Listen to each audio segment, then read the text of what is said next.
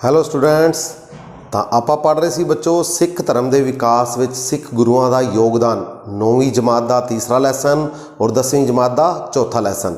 ਤਾਂ ਅੱਜ ਆਪਾਂ ਉਸੇ ਲੜੀ ਦੇ ਵਿੱਚੋਂ ਪੜ੍ਹਾਂਗੇ ਚੌਥੇ ਸਿੱਖ ਗੁਰੂ ਬਾਰੇ, ਸ਼੍ਰੀ ਗੁਰੂ ਰਾਮਦਾਸ ਜੀ ਬਾਰੇ, ਜਿਨ੍ਹਾਂ ਨੂੰ ਆਪਾਂ ਭਾਈ ਜੇਠਾ ਜੀ ਦੇ ਨਾਮ ਨਾਲ ਵੀ ਜਾਣਦੇ ਹਾਂ, ਜਿਨ੍ਹਾਂ ਦਾ ਬਚਪਨ ਦਾ ਨਾਮ ਸੀ ਭਾਈ ਜੇਠਾ ਜੀ। ਔਰ ਗੁਰੂ ਗੱਦੀ 'ਤੇ ਬੈਠੇ ਸੀ 1574 ਤੋਂ ਲੈ ਕੇ 1581 ਈਸਵੀ ਤੱਕ ਬੱਚੋ। ਔਰ ਜਾਤ ਦੇ ਸੀ ਇਹ ਸੋਢੀ। ਸ਼੍ਰੀ ਗੁਰੂ ਰਾਮਦਾਸ ਜੀ ਜਿਨ੍ਹਾਂ ਦਾ ਗੁਰੂ ਕਾਲ ਹੈ 1574 ਤੋਂ 1581, ਸੋਢੀ ਜਾਤ ਨਾਲ ਸੰਬੰਧ ਰੱਖਦੇ ਸੀ। ਔਰ ਭਾਈ ਜੇਠਾ ਜੀ ਇਹਨਾਂ ਦਾ ਬਚਪਨ ਦਾ ਨਾਮ ਸੀ ਬੱਚੋ। ਔਰ ਜਨਮ ਹੋਇਆ ਇਹਨਾਂ ਦਾ 24 ਸਤੰਬਰ 1534 ਨੂੰ। ਔਰ ਇਹਨਾਂ ਦਾ ਜਨਮ ਸਥਾਨ ਸੀ ਚੂਨਾ ਮੰਡੀ, ਲਾਹੌਰ ਵਿੱਚ ਇਹਨਾਂ ਦਾ ਜਨਮ ਹੋਇਆ ਸੀ, ਜਿੱਥੇ ਅੱਜ ਕੱਲ੍ਹ ਬਣਿਆ ਹੋਇਆ ਬੱਚੋ ਗੁਰਦੁਆਰਾ ਜਨਮ ਅਸਥਾਨ। ਜਿੱਥੇ ਗੁਰੂ ਜੀ ਦਾ ਜਨਮ ਹੋਇਆ ਸੀ ਉੱਥੇ ਅੱਜ ਕੱਲ੍ਹ ਗੁਰਦੁਆਰਾ ਬਣਿਆ ਹੋਇਆ ਹੈ, ਗੁਰਦੁਆਰਾ ਜਨਮ ਅਸਥਾਨ ਸਾਹਿਬ। ਪਿਤਾ ਦਾ ਨਾਮ ਇਹਨਾਂ ਦੇ ਹਰੀਦਾਸ ਜੀ, ਮਾਤਾ ਦਾ ਨਾਮ ਦਇਆ ਕੌਰ, ਔਰ ਇਹਨਾਂ ਦੀ ਮਾਤਾ ਜੀ ਦਾ ਨਾਮ ਵਿਆਹ ਤੋਂ ਪਹਿਲਾਂ ਸੀ ਅਨੂਪ ਦੇਵੀ ਜੀ, ਔਰ ਵਿਆਹ ਤੋਂ ਬਾਅਦ ਇਹਨਾਂ ਦੀ ਮਾਤਾ ਦਾ ਨਾਮ ਹੋ ਗਿਆ ਦਇਆ ਕੌਰ ਬੱਚੋ। ਇਹਨਾਂ ਦਾ ਵਿਆਹ ਹੋਇਆ ਬੱਚੋ 1553 ਦੇ ਵਿੱਚ। 19 ਸਾਲ ਦੀ ਉਮਰ ਦੇ ਵਿੱਚ ਕਿਸ ਦੇ ਨਾਲ? ਬੀਬੀ ਭਾਨੀ ਜੀ ਨਾਲ, ਜਿਹੜੀ ਕਿ ਤੀਸਰੇ ਗੁਰੂ ਜੀ ਦੀ ਪੁੱਤਰੀ ਸੀ। ਔਰ ਇਹਨਾਂ ਦੇ ਘਰ 3 ਪੁੱਤਰਾਂ ਨੇ ਜਨਮ ਲਿਆ ਬੱਚੋ।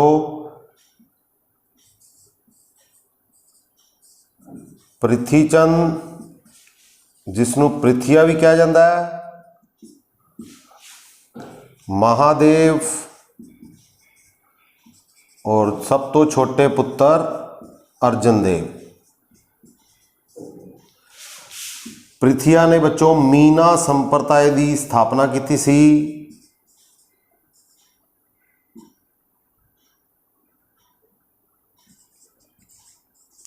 ਮੀਨਾ ਸੰਪਰਦਾਇ ਕਿਸਨੇ ਚਲਾਇਆ ਸੀ ਬੱਚੋ? ਪ੍ਰਿਥੀਆ ਚੰਦ ਨੇ, ਜਿਹੜੇ ਕਿ ਗੁਰੂ ਰਾਮਦਾਸ ਜੀ ਦੇ ਸਭ ਤੋਂ ਵੱਡੇ ਪੁੱਤਰ ਸੀ, ਕਿਉਂਕਿ ਉਹ ਖਿਲਾਫ ਸੀ ਕਿਸ ਚੀਜ਼ ਦੇ? ਵੀ ਗੁਰੂ ਅਰਜਨ ਦੇਵ ਜੀ ਨੂੰ ਗੁਰੂ ਗੱਦੀ ਕਿਉਂ ਦਿੱਤੀ ਗਈ? ਵੀ ਉੱਤਰਾਧਿਕਾਰੀ ਮੈਂ ਸੀ, ਮੈਂ ਸਭ ਤੋਂ ਵੱਡਾ ਸੀ, ਤਾਂ ਮੈਨੂੰ ਗੁਰੂ ਗੱਦੀ ਮਿਲਣੀ ਚਾਹੀਦੀ ਸੀ। ਤਾਂ ਉਸ ਚੀਜ਼ ਦੇ ਖਿਲਾਫ ਉਹਨਾਂ ਨੇ ਆਪਣਾ ਇੱਕ ਵੱਖਰਾ ਸੰਪਰਦਾਇ ਚਲਾਇਆ, ਜਿਸ ਨੂੰ ਮੀਨਾ ਸੰਪਰਦਾਇ ਕਿਹਾ ਗਿਆ ਸੀ ਬੱਚੋ। ਤਾਂ ਇਹ ਸੀ ਗੁਰੂ ਜੀ ਦੀ ਜ਼ਿੰਦਗੀ ਨਾਲ ਸੰਬੰਧਿਤ। ਜਨਮ ਹੋਇਆ ਉਹਨਾਂ ਦਾ 24 ਸਤੰਬਰ 1534 ਚੂਨਾ ਮੰਡੀ ਲਾਹੌਰ ਵਿੱਚ। ਪਿਤਾ ਦਾ ਨਾਮ ਹਰੀਦਾਸ, ਮਾਤਾ ਦਾ ਨਾਮ ਦਇਆ ਕੌਰ। 1553 ਵਿੱਚ 19 ਸਾਲ ਦੀ ਉਮਰ ਦੇ ਵਿੱਚ ਵਿਆਹ ਹੋਇਆ ਇਹਨਾਂ ਦਾ ਗੁਰੂ ਅਮਰਦਾਸ ਜੀ ਦੀ ਪੁੱਤਰੀ ਬੀਬੀ ਭਾਨੀ ਨਾਲ। 3 ਪੁੱਤਰਾਂ ਨੇ ਜਨਮ ਲਿਆ, ਪ੍ਰਿਥੀਆ ਚੰਦ, ਪ੍ਰਿਥੀ ਮਹਾਦੇਵ ਔਰ ਅਰਜੁਨ ਦੇਵ। ਤਾਂ ਹੁਣ ਗੱਲ ਕਰਦੇ ਹਾਂ ਬੱਚੋ, ਮੁਲਾਕਾਤ ਹੋਈ ਤੀਸਰੇ ਗੁਰੂ ਨਾਲ ਇਹਨਾਂ ਦੀ ਗੋਇੰਦਵਾਲ ਸਾਹਿਬ ਦੇ ਵਿੱਚ। ਔਰ ਉਸ ਤੋਂ ਬਾਅਦ ਇਹ ਸ਼ਿਸ਼ ਬਣ ਗਏ ਕਿਹਨਾਂ ਦੇ? ਗੁਰੂ ਅਮਰਦਾਸ ਜੀ ਦੇ। ਗੁਰੂ ਅਮਰਦਾਸ ਜੀ ਨਾਲ ਮੁਲਾਕਾਤ ਕਿੱਥੇ ਹੋਈ ਸੀ ਇਹਨਾਂ ਦੀ? ਗੋਇੰਦਵਾਲ ਵਿੱਚ। ਔਰ 1574 ਦੇ ਵਿੱਚ ਇਹਨਾਂ ਨੂੰ ਸਿੱਖ ਧਰਮ ਦੇ ਚੌਥੇ ਗੁਰੂ ਦੇ ਰੂਪ ਦੇ ਵਿੱਚ ਨਵਾਜ਼ਿਆ ਗਿਆ। ਚੌਥੇ ਗੁਰੂ ਦੇ ਰੂਪ ਦੇ ਵਿੱਚ ਇਹਨਾਂ ਨੇ ਕੰਮ ਕਰਨਾ ਸ਼ੁਰੂ ਕੀਤਾ। ਔਰ ਉਸ ਤੋਂ ਬਾਅਦ ਉਹਨਾਂ ਨੇ ਸਿੱਖ ਧਰਮ ਦੇ ਵਿਕਾਸ ਦੇ ਵਿੱਚੋਂ ਕੀ ਯੋਗਦਾਨ ਪਾਇਆ? ਤਾਂ ਵਿਕਾਸ ਦੇ ਵਿੱਚ, ਸਿੱਖ ਧਰਮ ਦੇ ਵਿਕਾਸ ਦੇ ਵਿੱਚ ਯੋਗਦਾਨ ਗੁਰੂ ਰਾਮਦਾਸ ਜੀ ਦਾ।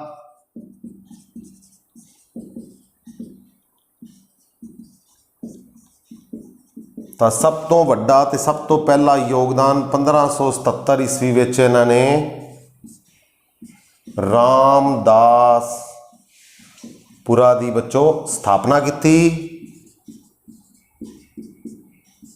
ਰਾਮਦਾਸਪੁਰਾ, ਜਿਸ ਨੂੰ ਕਿਹਾ ਜਾਂਦਾ ਹੈ ਗੁਰੂ ਕਾ ਚੱਕ ਰਾਮਦਾਸਪੁਰਾ। ਔਰ ਬਾਅਦ ਵਿੱਚ ਇਸ ਦਾ ਨਾਮ ਬਣ ਗਿਆ ਬੱਚੋ ਅੰਮ੍ਰਿਤਸਰ। ਤਾਂ ਇਹ ਸਾਰੇ ਹੀ ਨਾਮ ਕਿਸ ਦੇ ਨੇ? ਰਾਮਦਾਸਪੁਰਾ ਦੇ, ਜਿਸ ਦੀ फाउंडेशन की सी 1577 ਵਿੱਚ गुरु रामदास जी ने, चौथे गुरु ने। गुरु का ਚੱਕ, ਚੱਕ रामदासपुरा, और बाद ਵਿੱਚ नाम है ਹੁਣ ਅੱਜ ਕੱਲ੍ਹ ਜਿਸਨੂੰ ਕਿਹਾ ਜਾਂਦਾ ਅੰਮ੍ਰਿਤਸਰ, ਪਵਿੱਤਰ ਸ਼ਹਿਰ, ਪੰਜਾਬ ਦਾ ਹੋਲੀ ਸਿਟੀ ਆਫ ਪੰਜਾਬ ਅੰਮ੍ਰਿਤਸਰ। ਤਾਂ ਸਭ ਤੋਂ ਵੱਡਾ ਯੋਗਦਾਨ ਜਿਹੜਾ ਆਪਾਂ ਕਹਿ ਸਕਦੇ ਹਾਂ ਤਾਂ ਸਿੱਖ ਧਰਮ ਦੇ ਵਿੱਚ ਇੱਕ ਹੋਰ ਨਵਾਂ ਤੀਰਥ ਸਥਾਨ ਬਣ ਗਿਆ, ਤਾਂ ਉਸ ਤੀਰਥ ਸਥਾਨ ਦਾ ਨਾਮ ਹੈ ਅੰਮ੍ਰਿਤਸਰ, ਅੰਮ੍ਰਿਤ ਕਾ ਸਰੋਵਰ। 1577 ਈਸਵੀ ਵਿੱਚ ਇਸ ਦੀ ਨੀਂਹ ਰੱਖੀ ਸੀ ਗੁਰੂ ਰਾਮਦਾਸ ਜੀ ਨੇ। ਔਰ ਉਸ ਤੋਂ ਬਾਅਦ ਹੁਣ ਇਸ ਰਾਮਦਾਸਪੁਰਾ ਨਗਰ ਨੂੰ ਵਸਾਉਣ ਦੇ ਲਈ ਇੱਥੇ 2 ਸਰੋਵਰ ਬਣਵਾਏ ਗੁਰੂ ਜੀ ਨੇ, ਸੰਤੋਖਸਰ ਤੇ ਅੰਮ੍ਰਿਤਸਰ। ਸਰੋਵਰਾਂ ਦੀ ਖੁਦਵਾਈ ਕਰਵਾਈ, ਔਰ ਅੰਮ੍ਰਿਤਸਰ ਸਰੋਵਰ ਦੀ ਜਿਹੜੀ ਸਾਰੀ ਖੁਦਵਾਈ ਦਾ ਕੰਮ ਕਿਸ ਦੀ ਦੇਖ ਰੇਖ 'ਚ ਹੋ ਰਿਹਾ ਸੀ? ਬਾਬਾ ਬੁੱਢਾ ਜੀ ਦੀ।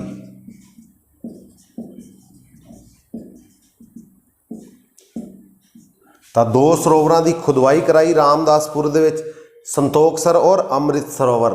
ਤਾਂ ਅੰਮ੍ਰਿਤਸਰ ਤੋਂ ਹੀ ਹੁਣ ਬਾਅਦ ਵਿੱਚ ਨਾਮ ਬਣ ਗਿਆ ਰਾਮਦਾਸਪੁਰਾ ਦਾ ਅੰਮ੍ਰਿਤਸਰ। ਤਾਂ ਇੱਥੇ ਗੁਰੂ ਜੀ ਨੇ 52 ਵਪਾਰੀਆਂ ਨੂੰ ਅਲੱਗ-ਅਲੱਗ 52 ਵਪਾਰੀਆਂ ਨੂੰ ਵਸਾਇਆ, ਔਰ ਆਲੇ ਦੁਆਲੇ ਬਾਜ਼ਾਰ ਬਣ ਗਿਆ, ਉਸ ਨੂੰ ਕਿਹਾ ਗਿਆ ਗੁਰੂ ਕਾ ਬਾਜ਼ਾਰ। ਹਾਂਜੀ ਬੱਚੋ, ਤਾਂ ਅੰਮ੍ਰਿਤਸਰ ਦੇ ਨੇੜੇ ਸ਼ਹਿਰ ਦੇ ਵਿੱਚ 52 ਵਪਾਰੀਆਂ ਨੂੰ ਵਸਾਇਆ, ਵੱਖਰੇ ਵੱਖਰੇ ਵਪਾਰੀਆਂ ਨੂੰ ਕੰਮ ਧੰਦੇ ਸ਼ੁਰੂ ਕਰਵਾਏ, ਤਾਂ ਉਸ ਦੇ ਵਿੱਚ ਇੱਕ ਬਾਜ਼ਾਰ ਬਣ ਗਿਆ ਬੱਚੋ, ਤਾਂ ਉਸ ਨੂੰ ਨਾਮ ਦਿੱਤਾ ਗਿਆ ਗੁਰੂ ਕਾ ਬਾਜ਼ਾਰ। ਤਾਂ ਹੁਣ ਰਾਮਦਾਸਪੁਰਾ ਅੰਮ੍ਰਿਤਸਰ ਸਰੋਵਰਾਂ ਦੀ ਖੁਦਵਾਈ ਔਰ ਰਾਮਦਾਸਪੁਰਾ ਦੀ ਡਿਵੈਲਪਮੈਂਟ ਦੇ ਲਈ ਤਾਂ ਪੈਸੇ ਦੀ ਲੋੜ ਸੀ, ਧਨ ਦੀ ਲੋੜ ਸੀ। ਤਾਂ ਹੁਣ ਗੁਰੂ ਜੀ ਨੇ ਇੱਕ ਹੋਰ ਬਹੁਤ ਵਧੀਆ ਕੰਮ ਕੀਤਾ, ਤਾਂ ਉਸ ਨੂੰ ਧਨ ਨੂੰ ਇਕੱਠਾ ਕਰਨ ਵਾਸਤੇ ਉਹਨਾਂ ਨੇ ਅੰਮ੍ਰਿਤਸਰ ਸ਼ਹਿਰ ਨੂੰ ਡਿਵੈਲਪ ਕਰਨ ਵਾਸਤੇ, ਸਰੋਵਰਾਂ ਦੀ ਖੁਦਵਾਈ ਦਾ ਕੰਮ ਅੱਗੇ ਲਿਜਾਣ ਵਾਸਤੇ, ਉਸ ਨੂੰ ਡਿਵੈਲਪ ਕਰਨ ਵਾਸਤੇ ਕੀ ਕੀਤਾ ਬੱਚੋ? ਮਸੰਦ। ਹਾਂਜੀ, ਤਾਂ ਮਸੰਦ ਨਿਯੁਕਤ ਕੀਤੇ, ਮਸੰਦ ਪ੍ਰਥਾ ਦੀ ਸਥਾਪਨਾ ਕੀਤੀ। ਤਾਂ ਮਸੰਦ ਕੀ ਸੀ ਬੱਚੋ?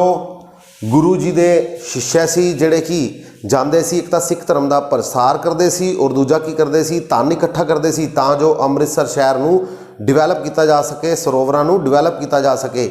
ਤਾਂ ਉਸ ਦੇ ਲਈ ਉਹਨਾਂ ਨੇ ਮਸੰਦ ਬਣਾਏ। ਤਾਂ ਮਸੰਦ ਪ੍ਰਥਾ ਦੀ ਸਥਾਪਨਾ ਕਿਸ ਨੇ ਕੀਤੀ? ਚੌਥੇ ਗੁਰੂ ਨੇ।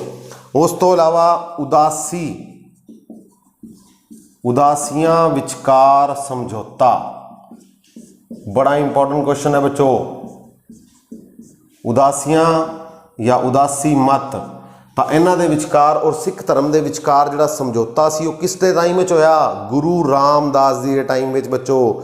ਹਾਂਜੀ, ਉਦਾਸੀ ਮਤ ਜਿਸ ਦੀ ਸਥਾਪਨਾ ਕੀਤੀ ਸੀ ਬਾਬਾ ਸ਼੍ਰੀ ਚੰਦ ਜੀ ਨੇ, ਸਭ ਤੋਂ ਵੱਡੇ ਪੁੱਤਰ ਗੁਰੂ ਨਾਨਕ ਦੇਵ ਜੀ ਦੇ।